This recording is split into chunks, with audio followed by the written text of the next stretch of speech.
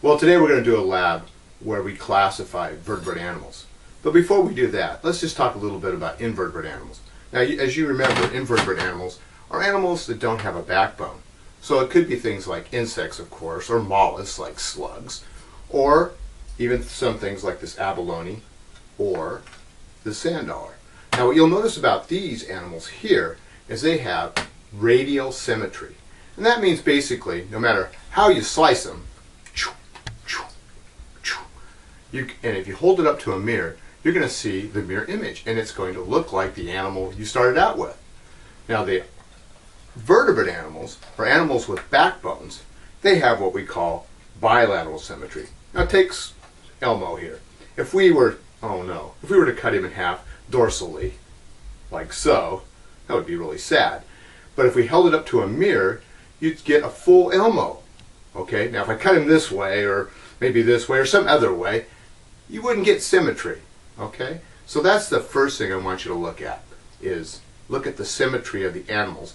And I'll probably throw a couple invertebrate animals in just for fun to see if I can throw you and if you can classify them also. So let's look at the different types of vertebrate animals.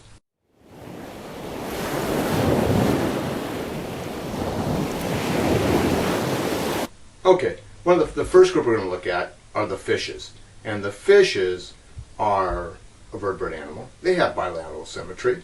They're cold-blooded, they have fins, and they have gills. And they like to live most of their life in the water, if not all of their life in water. So there you go. So there's the fishes. Now the second group we're going to look at is the amphibians. Amphibian means double life. And that means, you know what, it means that they live in water and in land. They lay their eggs in the water, they're cold-blooded, and then they spend some of their time on land.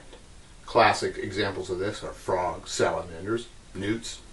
And then, how about reptiles? Well, unlike amphibians, they don't have smooth skin, they have scaly skin. And they are cold-blooded, and they lay their eggs on land.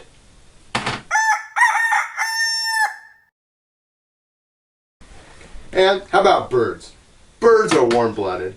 Birds have feathers. Birds have bilateral symmetry. They have wings and beaks.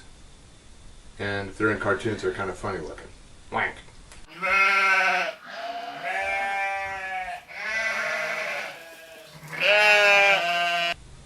And then, as our last group, we got to look at the mammals.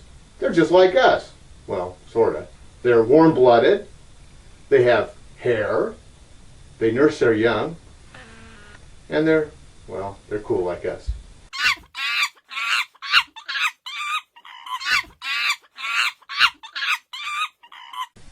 And what about flying monkeys? Are they birds or are they mammals?